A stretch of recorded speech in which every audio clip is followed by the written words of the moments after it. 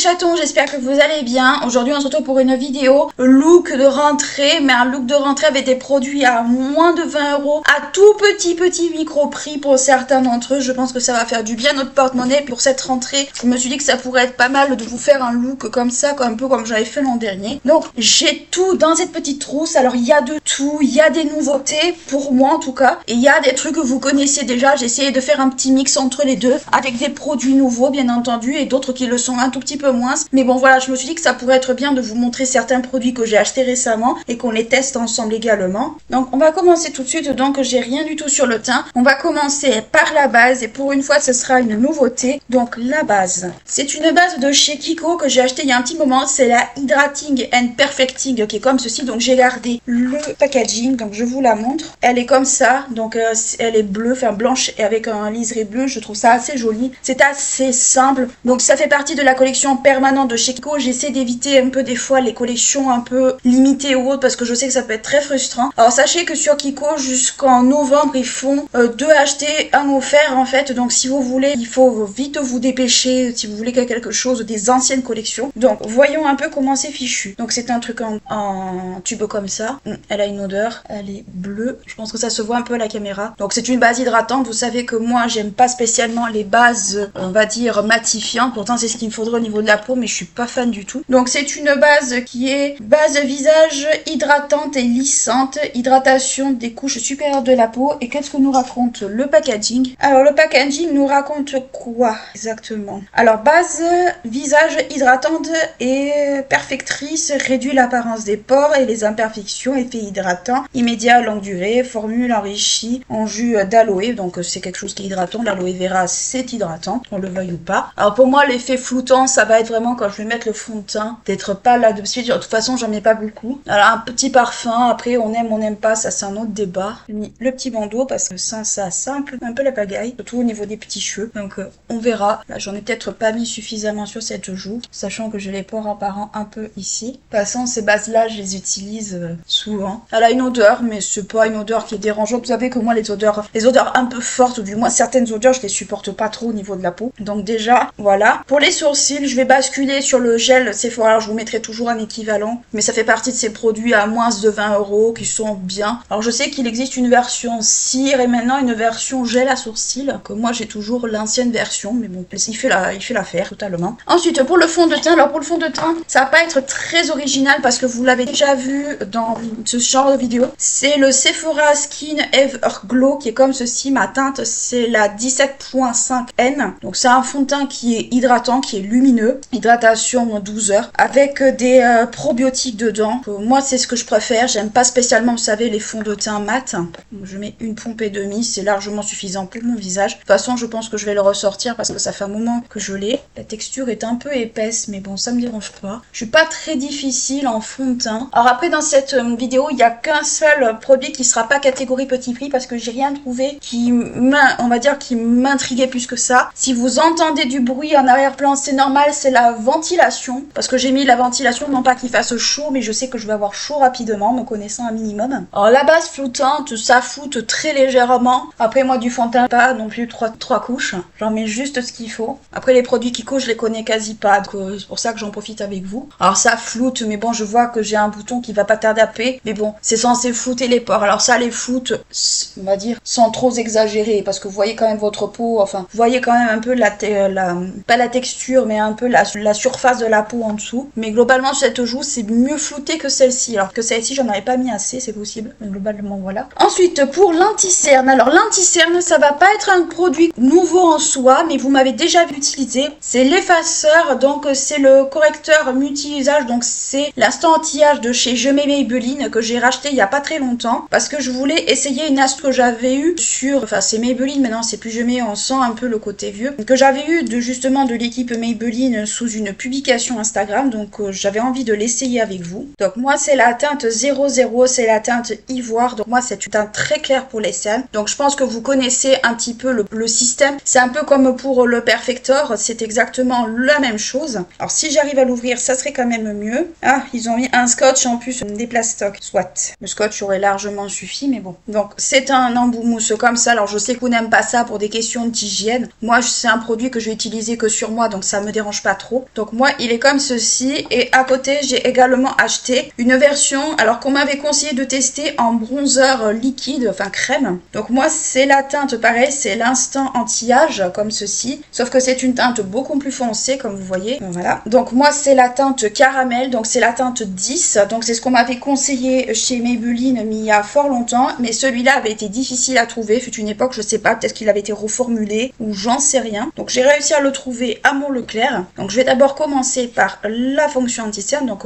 on twist jusqu'à ce que le produit apparaisse juste là, commence à y en avoir un peu. Alors je sais que beaucoup ne l'aiment pas à cause justement du côté de la mousse en fait, à côté de l'embout mousse, à cause de ça. Moi l'embout mousse ne me gêne pas des masses. Alors après je trouve que c'est un bon comment dire dupe en fait du Tarte ou même voire du Too Faced. Je trouve qu'il fait à peu près le même rendu avec un coût beaucoup moins important. Hop, donc le seul produit qui n'est pas on va dire de cette catégorie c'est le Professional Super Setter, mais parce que j'ai pas trouvé on va dire de produits de spray fixateur qui me faisait envie. Il y en a beaucoup, hein. Il y a L'Oréal, il y a Maybelline, mais je sais pas, j'arrive pas à me pencher sur leur cage. C'est pas des produits dont je suis la cible. On voit toujours un peu mon cerne en transparence, mais il faudrait que je fasse du correcting. Honnêtement, flemme. Donc c'est un anti-cerne qu'on peut moduler un petit peu à sa guise, un peu comme le Perfector. C'est un petit peu le même principe. La seule différence, c'est que celui-là, c'est vraiment un anti-cerne et l'autre, ils le vendent un peu comme une base, comme un truc comme ça. Sauf que c'est pas une base en fait. C'est une base, mais c'est pas un illuminateur. Oui, une bébé crème. Il faut vraiment aimer le côté très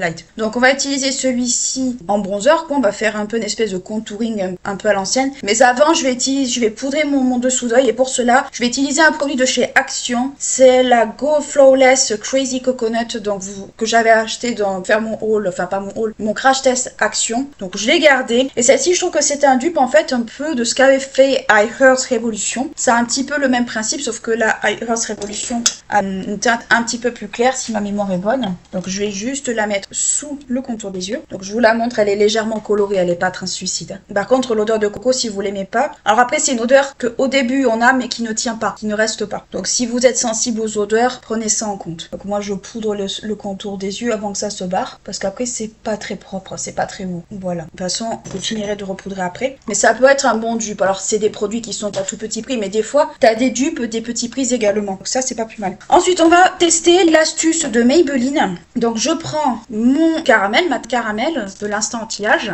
Je l'ai pas trop monté, histoire quand même de pas faire trop de catastrophes. Donc là, pas beaucoup non plus. Vous voyez, j'en mets pas énormément. Bon, j'ai toujours ce problème de symétrie, mais ça, bon, on fera avec. Et je vais dégrader avec mon éponge, voir si effectivement ça pourrait être une astuce qui est pas bête. Alors c'est vrai que ça fait un léger bronzy, c'est pas dégueu, c'est léger. Hein. J'en ai pas mis beaucoup volontairement aussi. Hein. Alors ça fait un bronzer un peu liquide pour celles qui sont pas à l'aise. Ça peut être pas mal en fait de faire ça. Alors j'en ai pas trop mis volontairement parce que je ne connais pas trop l'astuce. Mais pareil, je pense que si vous voulez investir dans le Charlotte Tilbury pour faire la même chose, je pense que si vous investissez dans l'instant anti-âge comme ça peut être pas mal aussi. Bon, ça j'ai un petit peu débordé vers le bas mes pieds. Donc voilà ce que ça donne. Moi j'aime bien. Alors je trouve que ça fait très naturel pour le coup. C'est pas moche. Bon après je me suis un peu étalée vers le bas, mais globalement bon, c'est pas évident de bien mesurer là-dessus. Ensuite on va tester un nouveau produit pour le coup. Alors l'instant anti-âge caramel je le connaissais pas donc c'est aussi un nouveau produit. Mais là on va tester du make-up coréen. Donc c'est le Luxe Balm Cheek Balm de chez Lily by Red. Donc je l'avais acheté à la Japan Expo pour ceux qui s'en souviennent. Donc je l'ai mis de côté parce que je voulais le tester avec vous. Donc je vous mettrai de toute façon le lien en barre d'infos. Franchement le packaging, est-ce qu'il est pas trop mignon? Honnêtement je le trouve trop mignon ce packaging. On l'ouvre ensemble. Il est comme ça. Donc vous voyez au niveau de la texture. Ah oui c'est vraiment une texture baume pour l'eau. C'est très clair. Donc moi c'est la teinte 01 et je crois que j'ai la teinte sur le packaging si je me souviens bien. Non je ne l'ai pas. C'est une teinte au corail de toute façon. Donc il est à moins de 20 € pareil. Donc je pense que je vais y aller au pinceau. Un petit pinceau. Je vais prendre celui-là, le Sephora. Alors c'est vraiment une texture baume pour le coup. Hein. Par contre je pense que ça va être très ledge au niveau de la texture. Voyons. Ouh.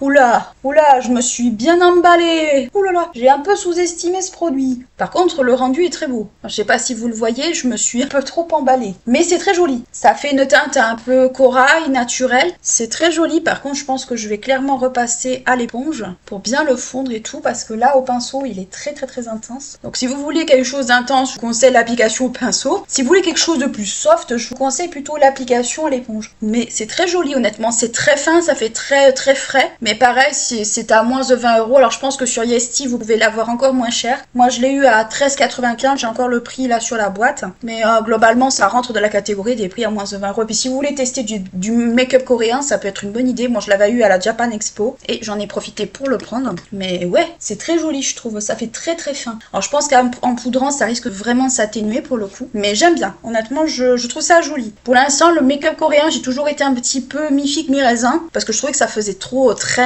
Mais là, pour le coup, je trouve ça joli. Hop, je vais poudrer avec ma poudre de chez Action. Donc vous pouvez la retrouver chez Action à 2-3 euros, même pas. Alors vous êtes vraiment dans le produit vraiment pas cher tout. Parce que honnêtement, je sais que ça plaît beaucoup quand je fais des vidéos un peu petit prix. Moi-même, j'aime beaucoup, on va dire, tester du petit prix ces derniers temps. Parce que je trouve qu'il y a pas mal de pépites. Des fois, c'est des produits qu'on met pas du tout en avant et c'est très dommage. Alors j'écrase bien la poudre partout. Ça, c'est le genre de poudre qu'on peut appliquer à la houppette. Alors là, je l'applique très grossièrement. Avec un pinceau, après, je viendrai tout dispatcher. Donc là, ça ressemble à rien, on est entièrement d'accord. Juste que je l'ai appliqué très grossièrement. Là, je vais prendre mon pinceau sans matière. Un pinceau totalement lambda, fluffy. Et je vais passer entièrement partout. Par contre, elle fait assez blanchir, je trouve, le teint. Elle fait bien blanchir le teint, par contre, c'est dommage. Par contre, le blush, il ressort vachement dessous. Hein. Sous la poudre, en fait, c'est dommage que vous le voyez pas. Mais il ressort énormément, en vrai. Il ressort beaucoup. Je sais pas si en augmentant la luminosité, vous verrez. Je pense pas. Là, ici, il ressort énormément. C'est un truc de fou. Niveau pigmentation, c'est peut-être moi qui en ai trop mis. Mais je trouve qu'il ressort énormément. J'ai passé un petit coup de spray fixateur pour mélanger un peu pour que ça soit beaucoup moins poudré. Avec un petit coup de spray, des fois, ça fond toutes les matières ensemble. L'aspect trop poudré, des fois, s'en va. Enfin, du moins, est beaucoup moins présent et c'est beaucoup mieux, je trouve. Hop, voilà pour la poudre. Alors, la poudre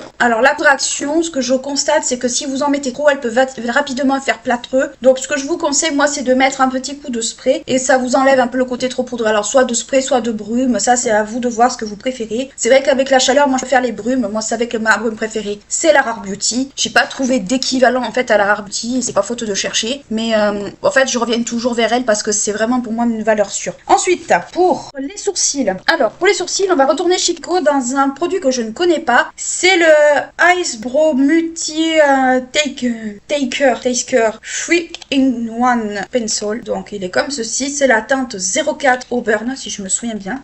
J'ai l'impression que c'est une espèce de dupe en apparence du Valentino. Donc, il est comme ceci. C'est la teinte Auburn. Et bien entendu, vous vous doutez un petit peu, c'est une teinte. C'est un bout triangle. Donc, vous avez le bout ici. Vous avez autre chose là. Là, vous avez un effet poudré là. Ça me rappelle un peu le système qu'avait mis en place pour un de ces produits, comment il s'appelle, Maybelline. Et vous avez le goupillon juste ici. Hop, pour brosser les sourcils. Je trouve qu'il n'y a rien de mieux qu'un goupillon. Donc, on va utiliser le tout. Donc, je vais d'abord commencer par le petit embout. Déjà, au niveau de la texture, il glisse bien. Déjà, il n'est pas sec. Il glisse bien. Il est, je dirais, ni trop sec, ni trop gras. En fait, même si vous savez que j'aime beaucoup la texture grasse. Alors après, au niveau de la couleur, c'est pas un Auburn. Enfin, c'est pas l'Auburn clairement du Rare Beauty. Hein. Ça se voit de suite. C'est plutôt un châtain. Du moins, c'est un châtain avec des reflets un peu roux, mais c'est pas un Auburn au sens roux du terme. C'est vraiment un espèce de châtain. Mais bon, après, le Auburn, j'ai pas l'impression que ce soit la teinte la plus facile à faire aussi, j'ai l'impression. Un bon Auburn, c'est pas la teinte la plus simple à faire. Donc, déjà, bon. Niveau texture, ça va. En vrai, ça va. Voilà ce que ça donne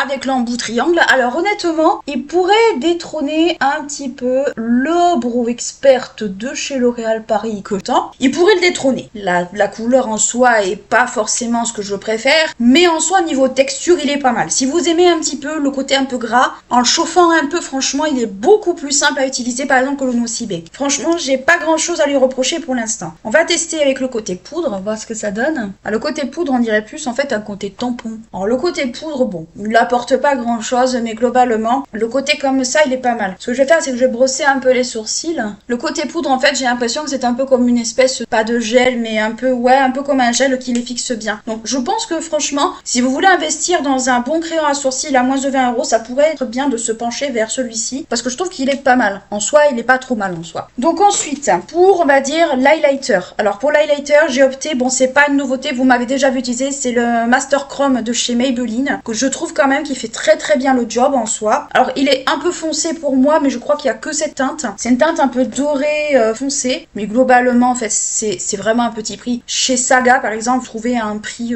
enfin, un tout petit prix, quoi. Hop, je le mets avec un pinceau comme ça. Alors après, il est très doré, hein. Il faut aimer vraiment le très doré. Moi, c'est pas quelque chose qui me dérange, mais je sais qu'il y en a qui aiment pas forcément ça. Je mets un peu de gros pinceau pour l'atténuer, pas que ça fasse une barre bizarre. C'est un bon highlighter, honnêtement, je vous le recommande. C'est un petit prix, c'est un Maybelline. Franchement, si vous aimez l'highlighter doré, mais bon, que vous pouvez atténuer facilement, ça peut être pas mal d'investir dans le Master Chrome. On va passer aux yeux. Alors pour les yeux, j'ai plusieurs produits, notamment à nouveau un produit coréen. Alors c'est chez Florette. C'est un liner, si je me souviens bien. Je pensais que c'était une ombre à paupières, mais je vais l'utiliser moi en ombre à paupières. Donc c'est avec la collection Esther Bunny. Franchement, je trouvais le packaging tellement mignon. De toute façon, je vous mettrai le lien de la boutique. Je l'ai acheté à la Japan. Il est trop chou en fait. Là, c'est texturé, un peu velours. Je trouve ça trop mignon. Je sais pas au niveau. Alors moi, c'est la teinte 1 que je vois. Je sais pas combien il y a de millilitres là-dedans. Il y en a pas beaucoup. Et c'est dommage que sur le site de la boutique, ça n'y est pas. Il y a 1,5. C'est pas énorme, mais bon, après, voilà. Donc c'est un liner, si je me souviens bien, parce que je sais qu'Ayo Coralie l'utilise beaucoup. Il est comme ça. On va voir si je peux l'utiliser. Ouh,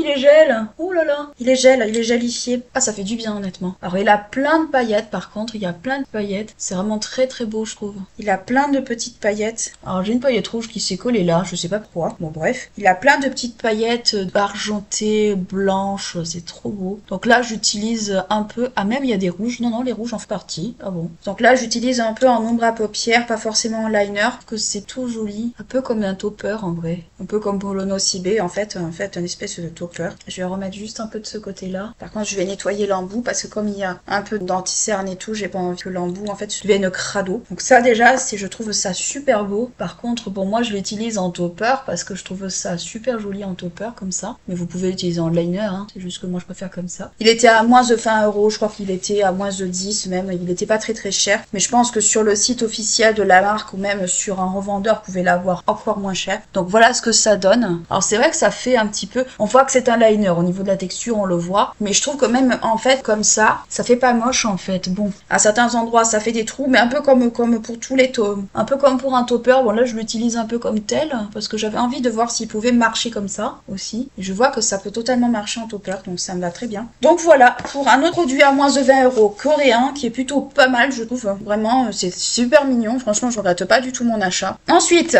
on va opter pour un crayon. Alors ça, c'est des bundles que vous trouvez chez Action. Donc, vous savez, les crayons en 10 comme ça, à moins de 2 €. Donc, moi, j'ai opté pour cette teinte-là. Alors, normalement, il marque que c'est un rose, mais moi, pour moi, c'est pas du tout un rose. C'est un espèce de violet. Donc, c'est ça vient de chez Action. C'est de la marque Max More. Alors, j'ai l'impression, en fait, qu'il faut un peu tourner les couleurs, mais moi, j'ai pris celui-ci. Donc, je vais le mettre en muqueuse parce que j'ai encore un truc à tester à côté. Alors, des fois, il marque bien, des fois, il marque pas du tout. Donc, il faut bien les chauffer un peu avant. Alors, c'est des crayons qui se taillent, hein. C'est pas des crayons rétractables. Bien parce que le make-up est associé à ma robe. Ah, voilà ce que ça donne. Alors, on le voit pas trop en caméra, qui est assez clair. Mais j'aime bien les crayons Action parce qu'il y a tellement de couleurs, en fait. C'est un truc impressionnant. Ensuite, toujours chez Action. Alors, j'ai trouvé ça à la base de téléphone. À la base, je l'ai acheté pour le petit tampon, mais en fait, il fait également liner. Donc, je vais également le tester. Donc, c'est un liner mousse comme ça. Pareil, il est à moins, même pas à moins de 10 €. Quand la mousse est un tout petit peu rigide. Alors, moi, vous savez, je suis pas très fan, en fait, des pointes mousse de base. Parce que je trouve que des fois, elles sont pas suffisamment précises. Donc, voilà ce que ça donne avec un œil fait. Donc, c'est un liner violet que je trouve assez joli dans l'ensemble. Donc, voilà ce que ça donne. Alors, je sais pas, je pense que c'est parce qu'il est sur le liner, enfin, sur les paillettes. Il a eu du mal à glisser, en fait, de ce côté-là. Donc, bon, j'ai fait ce que j'ai pu, honnêtement. Je pense que je rattraperai hors caméra. Mais j'ai fait ce que j'ai pu. Voilà. Ensuite, pour le mascara, alors, j'ai quand même testé le côté un petit peu fleur comme ça. Ouais, c'est mignon, à part, bon, les contours, mais bon, ça, c'est autre chose. C'est plutôt mignon, j'aime bien, voilà. C'est un peu ça sorti à ma robe, donc ça tombe très bien. Mais j'aime bien, honnêtement, j'aime bien. Pour le mascara, alors j'ai eu l'opté, bon, vous le connaissez, c'est le mascara Ilikia, enfin Elikia. Pareil, qui est à moins de 20 €. Qui est pas mauvais, mais là, on va dire que la texture, c'est un petit... On aime ou on n'aime pas, quoi. Donc, voilà ce que ça donne avec une couche. Alors le problème, c'est que moi, la courbure va vite retomber. Elle va vite retomber. Bon, hors caméra, j'ai rectifié le liner qui est là, parce que clairement, le côté mousse, en fait, ne fait pas du tout net. Alors j'ai un œil qui est un peu plus bizarre que l'autre, mais globalement, je vous le conseille pas. Pour le côté tampon, oui, mais pour le côté liner, je vous le déconseille fortement, parce qu'en fait, ça fait pas du tout net. Là, j'en ai un qui est plus bas que l'autre, mais comme toujours. Mais globalement, je vous déconseille vraiment le liner comme ça, sauf si vous voulez vous faire des petites formes, genre de lune ou autre, oui, mais sinon, non. Donc voilà, c'est le flop de la vidéo. Donc je reviens à mon mascara Ilikia. Donc voilà. Donc j'ai rectifié avec le liner Ilikia de la même